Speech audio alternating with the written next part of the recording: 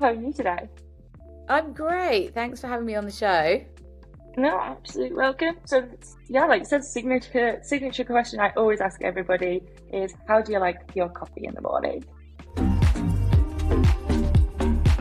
Well, I'm probably bucking a trend here. I don't actually drink coffee. I like a cup of tea in the morning.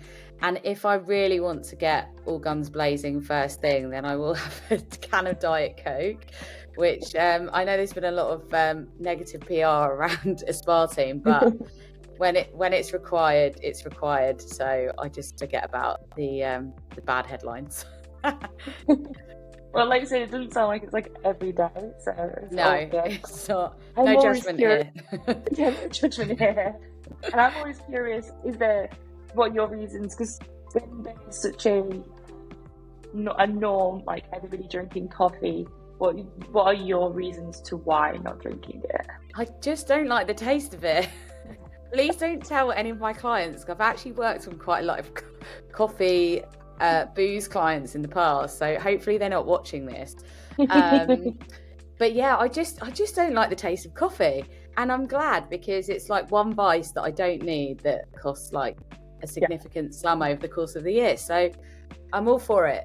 Tea all the way. Yeah, I get it. That's important. It does save a lot of money. Now, you mentioned clients. So tell me a little bit more about you and what's your vision for your business? So look, I absolutely love PR, but I realise that there's a lot of misconceptions about it, and still to this day, a lot of people don't know what the fuck it is. So I'm on a mission to change that, and for more people to believe in what it is and the power that and the power that it can bring to their business, and in terms of like raising their profile, selling their products, and driving brand awareness. Well, that's amazing. And so can you just repeat that last bit again? It's so early, sorry. That's all right. Don't worry. That's all right. I would be exactly the same. What did you want me to say? What I'm on a mission to do? On a mission to Yeah. Okay. Cool. So I'm on a mission for more people to understand what the fuck PR is, because still to this day, not enough people understand the power that it has in terms of raising your profile, brand awareness, selling more products. It is so important, and yet so many people just don't understand what it is and how it works and how they can get involved. And it's really simple, and it actually doesn't have to cost any money. There's lots of clients that are spending a fortune on paid ads, and yet we know, like, if you're how many times are you on your computer and you see an ad and you just scroll right past it? So yeah, it's there's people throwing money down the drain, and I'm here to educate them on how PR can benefit their business. I love that. So let's break it down. Okay, so small business or just a business, say service, Yeah. is listening today, and they've never done PR before. They've got some marketing knowledge. They've got a thriving business, and they're looking to engage with doing it themselves. What are the first three things that you would recommend they should start with? Great question. Well, I find actually, like, depending on where a business is at in terms of their journey, a lot of people that I tend to work with are sort of 4 to 5 years in, and they're like, oh, I launched 5 years ago, but they're still really kind of finding their feet a little bit. And actually, when you talk to them, they didn't really do a launch to start with. They told their mates, and they told like a few industry stakeholders perhaps, and the people that are on their social channels, but they didn't actually cast the net a little bit wider in terms of telling the media and just putting themselves out there and knocking on as many doors as possible. So I think like that first and foremost is really important, is to actually do a launch of something and celebrate those new things that you're doing. So whether that is a launch or whether that is a win of some kind or a collaboration, just make sure that you are announcing or at least talking about those milestones at those times. Secondly, I think it's really important that you get your assets together. So in order to be able to tell a story, which is the business of PR, right? It's telling a good story to the right person at the right time. You need all those essential ingredients. So it's a killer story. You need a killer title. You need some great imagery to to showcase that story, whether that's of the founders, or it could be the products or the service that you offer. Just make sure that they're like good assets that you've got to work with. And then make sure you're actually like talking to the right person. So a lot of the time people might come to me and go, oh, we've had a try at PR and we didn't really get anywhere. And it turns out that they've just like contacted the wrong person. So they might have contacted like a food writer at a publication, but actually they needed to contact the business writer. So it's like simple things like that. Or they've just sent an email to a generic inbox which isn't being monitored and has just got lost in the abyss of thousands of emails that are sent to journalists every day. So it's just that kind of simple tips and tricks that will help you on your merry way and actually put you in the best stead to get results.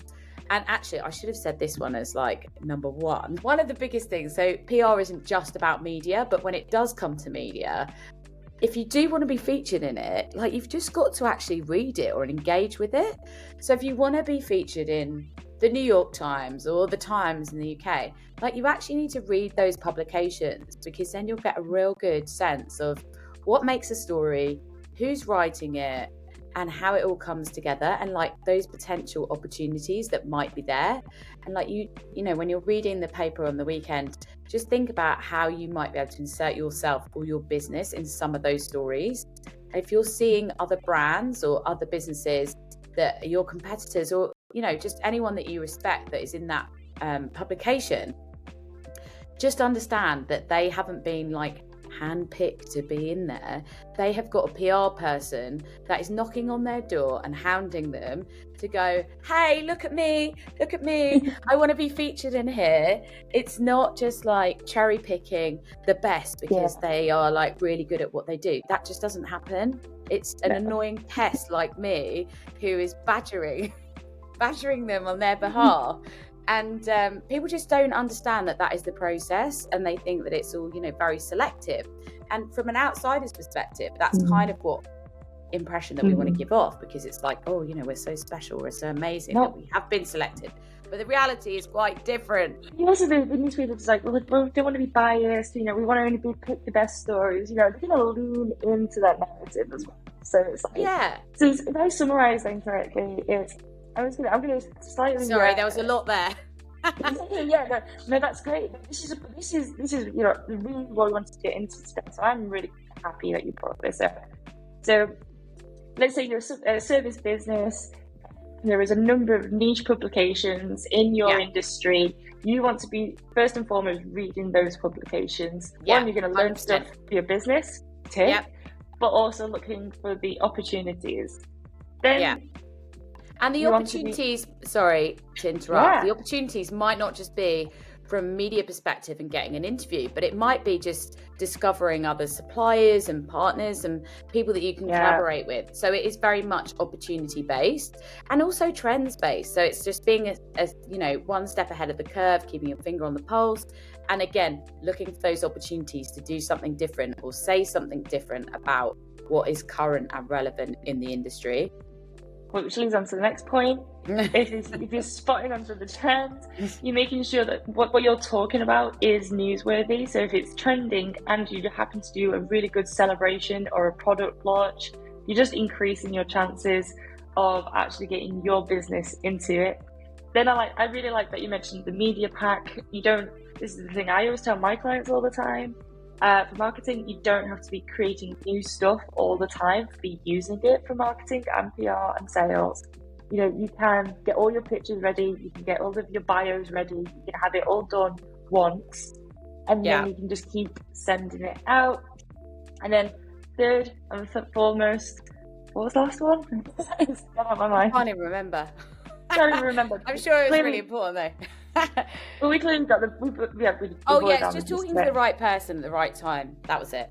So just knowing, and that's again comes from reading the publications. So you'll know, okay, who is it in those publications that generally covers your beat or your industry? Because generally you'll find that someone's like a business expert or a finance expert or a whatever it is expert. So then you can follow them on LinkedIn, you can follow them on X or whatever, and get an understanding of like what they're talking about. And quite often some of these journalists are posting that they're calling out for stories and they want people to be, to interview.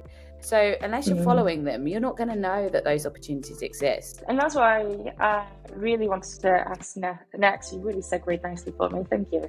I started off my career in PR. I decided it wasn't for me, and I'd leave it to experts like yourself. But one of the things that came across my desk, and I still talk to people in marketing today, is they don't know what's newsworthy. They don't know what is something to be celebrating in their business. Now, product launches are quite obvious, but this is just from my perspective.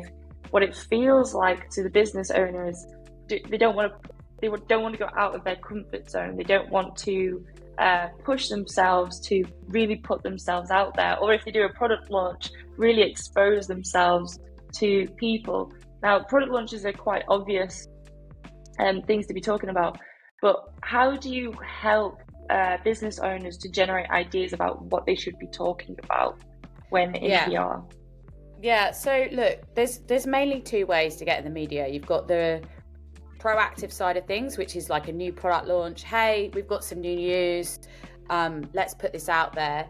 And it needs to be newsworthy. So like if it's your company fleet of vehicles has increased from 5 to 10, that's not really interesting.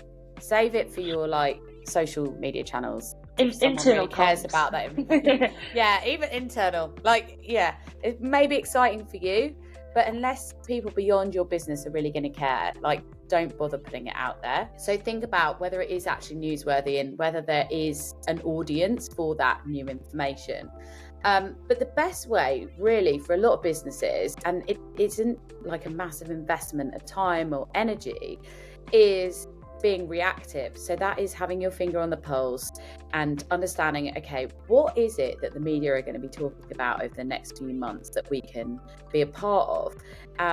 And that could be, looking at the landscape in terms of events and milestones and, all different things from a cultural context, and go, how can I be a part of this? And it needs to be authentic. Like, it's Lunar New Year next week. Don't shoehorn yourself into it unless it's relevant for your business. But, look for those things. Look for those things that are actually intrinsically linked to your business, that you actually have an authority to speak about or could get involved with, and it doesn't feel too much of a stretch. And you can plan ahead with those things. So we've actually created a calendar on the PR Chef website, which has over 2,000 events. It's mainly skewed towards Australia, but there is a kind of more global lens on it as well. But that will just give you a feel of all the kind of different things that are out there that you might be able to look at and consider if that's a good fit for your business. Or just even, again, from a collaboration point of view, is there, a national day of X, Y, and Z that could be a good fit, or give you some opportunities to create some content around those milestones and events.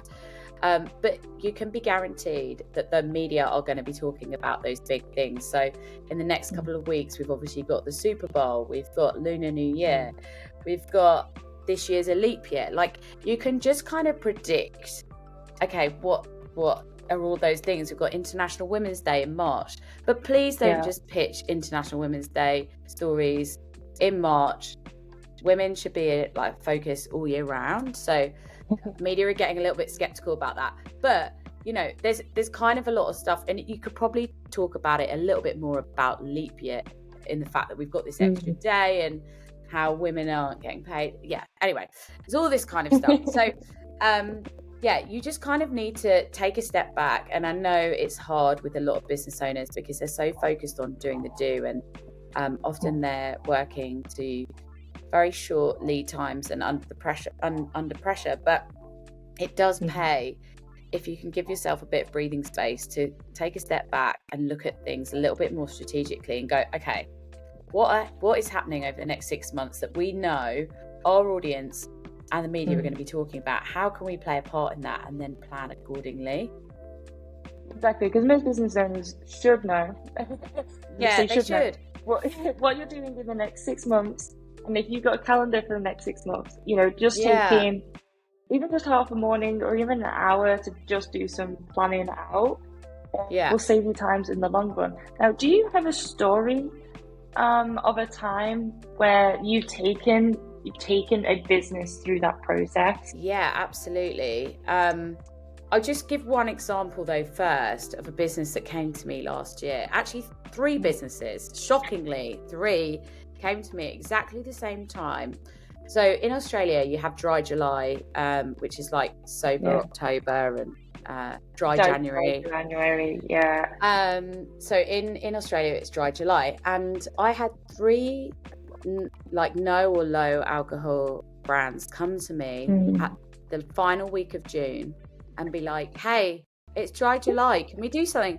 And one of them was like a new brand, they'd never done PR before, and I was like, guys, look, what, you've known it's Dry July for the whole year.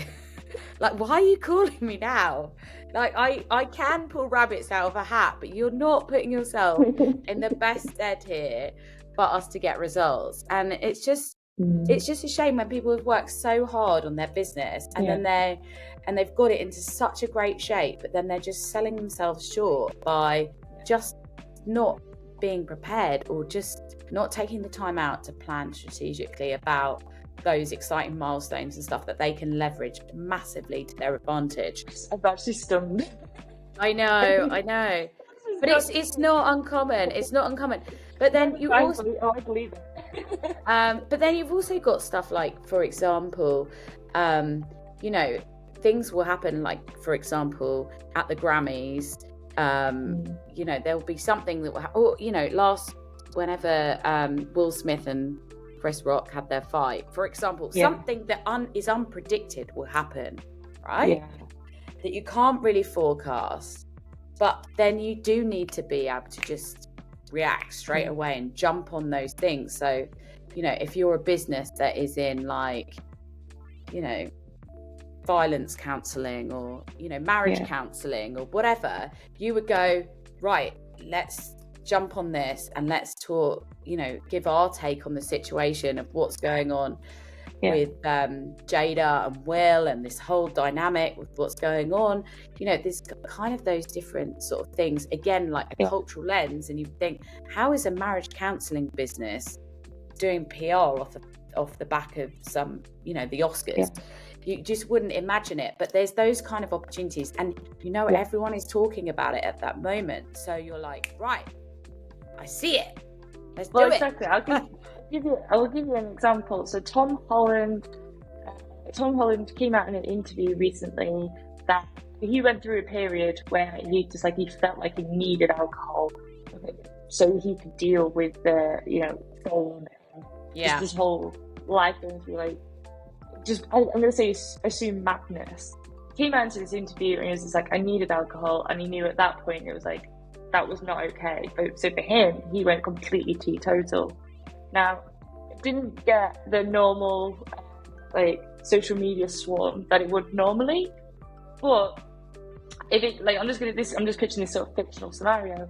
If it did take on a bit more legs and more people started talking about it and did become a narrative, and you're a low alcohol, zero alcohol brand, that is when exactly the journalists switch on to go, we want people to engage in this narrative and engage in this conversation more. Yeah. That is the perfect opportunity. That is exactly what you're saying, to go dive in and just get stuck in there.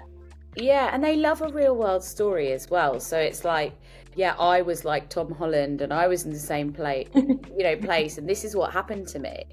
And that's like a really important conversation as well for a lot of business owners, is that, we all want to promote our businesses, but actually some really interesting and engaging stories can come off the back of something that might be going on in your personal life. And it might not be right for every business to share that, but I think, in this era of authenticity and where we're seeing LinkedIn showcase a lot more of kind of real personalities and, breaking down those professional barriers that were up before. You know, I think some of those stories are actually really good opportunities for other businesses to get featured as well. Like definitely like raising the profile of some of the senior management team or some of their spokespeople is actually to talk about some of those kind of issues and things that they face, as long as they're relevant in some way to their business or isn't a direct conflict to whatever they're peddling, for example. And there was a report recently coming out that from TikTok and Instagram. They basically the report and survey was with millennials and Gen Z. Now, millennials now are very much the heart of the workforce. Gen Z are obviously coming through. And they were like, what's the top 5 list of things that people are tuning into? And it was things like integrity, authenticity, honesty, community, conversation, absolutely everything that we're talking about. And I find it interesting because I know there was 5-10 years ago was PR dead, just because newspapers were going far heavier from print to digital, and there was uncertainty in the market. But in my head now, it's like it's done a 360, and PR is more relevant than it ever has been, because that's what the audience are wanting. They want that community. They want those professionals. Barriers, exactly like you're saying, to be broken down, and they want to be able to have that conversation with the brands and have personality. So, well, it's also just finding a narrative, isn't it? It's like, PR experts are, you know, expert in finding narratives and telling stories in the right way. So, to the right people at the right time. Yeah. Let's get the theme now. Yeah. So we've talked about the how. Now I really want to kind of dig into the why and the results. You know, as this is my marketing brain coming through. I'm business brain. If we're going to spend any resource in our business, we want to know what it is I'm actually getting, and what is that return, and what is the value. So for the results, what is so important, having more exposure and more visibility to a business? Yeah, look, there's so many facets to this, and I think a challenge that you get with a lot of businesses is they're not always 100% clear on their business objectives when you come to engaging a PR agency. So I think first and foremost, if you're really clear on like what you were trying to achieve, then we will find the best way to do that and the best strategies to do it. But quite often a client might come to me and they go, well, we just want to be featured on Sky News, or, you know, in the Financial Times or whatever. And you're like, okay, why is that? And they can't really explain why. Or alternatively, you'll put a campaign together to deliver on their business objectives, but actually it's the piece in the Financial Times that is the most exciting thing for them, because it is like that ego boost, and it is that thing that they can share on socials. But, you know, predominantly PR is just great because from a digital perspective, it's really good for SEO. So obviously if you're spending a fortune on SEO company, and don't get me wrong, SEO companies are great, and if you've got massive budget, like, you would do every facet of marketing that you can, because it all works really nicely together. But if you have loads of money and you're going SEO or PR, I would do technical SEO, and then I would get the PR to do the kind of brand building, ranking SEO, because if we get links back to your website from a really high ranking publication that's well respected by Google, it's going to do far more very quickly than it will take your SEO agency to do over a very long period of time at a very I've actually got a story on that as well. So obviously I'm the SEO arm of this matrix, and I absolutely agree with you. If your budget's really limited, get your site to a healthy place technically. Yeah, which a lot of them aren't. So do that, because that is like really important.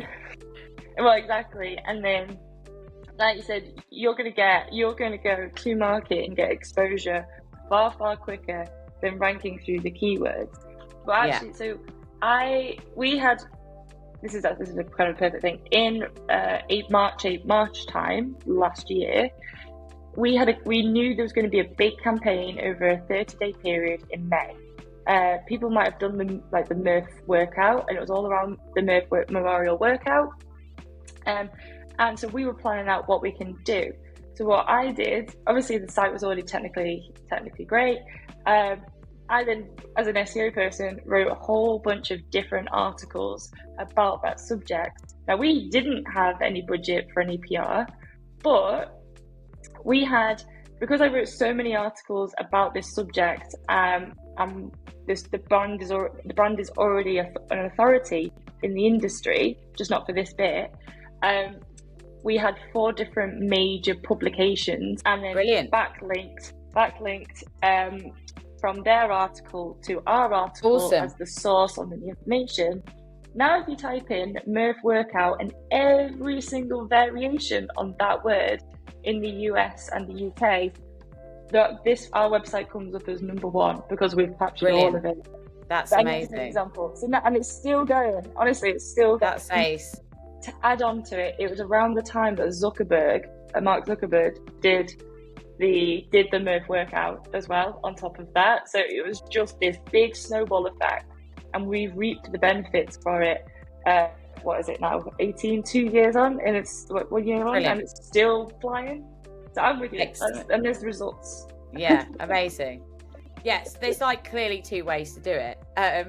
But yeah, you definitely hit the jackpot there in terms of getting them all to link back. But as soon as you get those media to link back, like, you're sorted. Yeah. So yeah, digital PR is really powerful, especially to brands in their infancy that maybe don't have a great digital presence or much in terms of SEO ranking. Then PR can really benefit them. But it's also like the brand awareness and just, people singing your praises. How good is it when someone else sings your praises rather than listening to you blow your own trumpet? I mean, that's worth a lot of cash, right? Because you can use that again. Obviously, I'm just taking everything you're saying, and I was like, again, how to use it. If you're being published in 4 or 5 different publications, you can put that all over your website as well. Like, here's where we've been featured. Here's where we've been seen. Add credibility when you're trying to sell your product and that's what consumers dig, right? If they're looking at making a purchasing decision, they're doing some research, a lot of them, especially if it's like a bigger purchase, about what everyone's saying, either from a consumer or just online in general. And the more people that can back that up, the better. I like it. So I'm going to start, want to kind of like turn the tables and focus it back onto you. And I wanted to tell us a little bit more about your business. When did you start it? And what has your journey been like so far? Oh, great question. So I have worked for a lot of like big consumer brands. So I've worked for the likes of Google, MasterCard, Diageo, so Smirnoff, Jack Daniels for years. And I absolutely loved it. Do big sexy projects with loads of money being thrown around, which was awesome.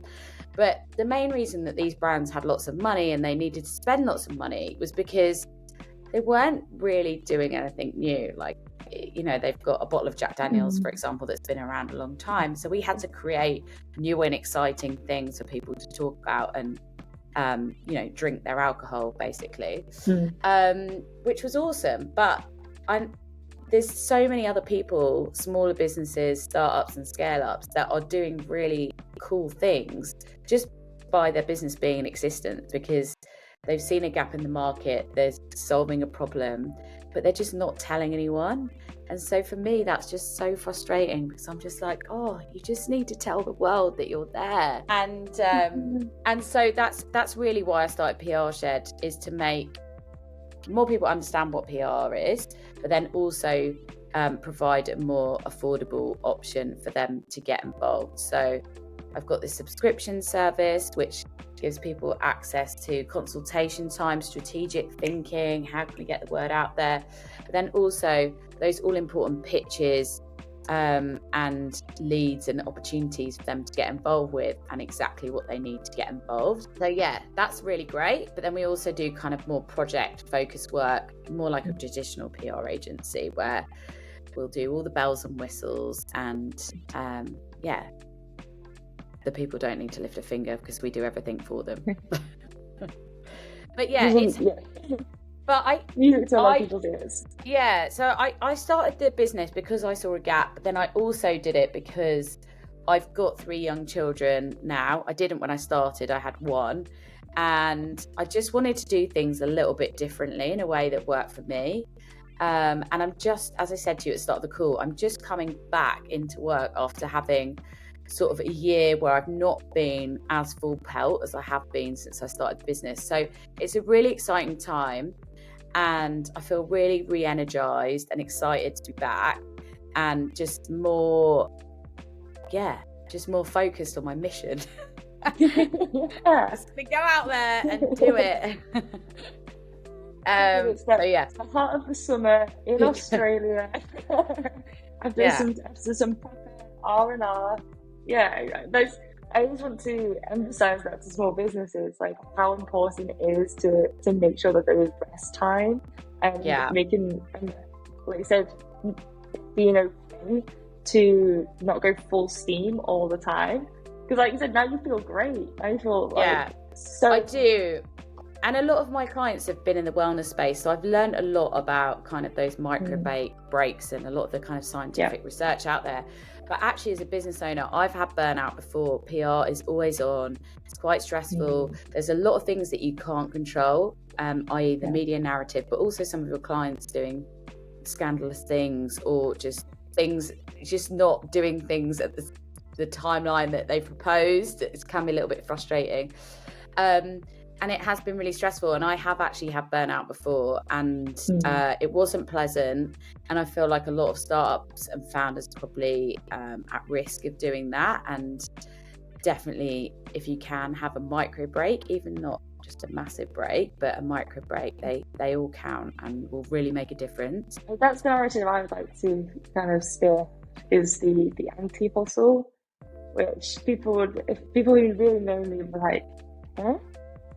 It doesn't make sense. I've always been the entrepreneur since I was 16, 17 kind of person, which is the narrative of the person that the trend at the moment that's been going through like this, how glamorous being an entrepreneur is, how glamorous it is to own your own business, and then it's like #hustle must be on all the time.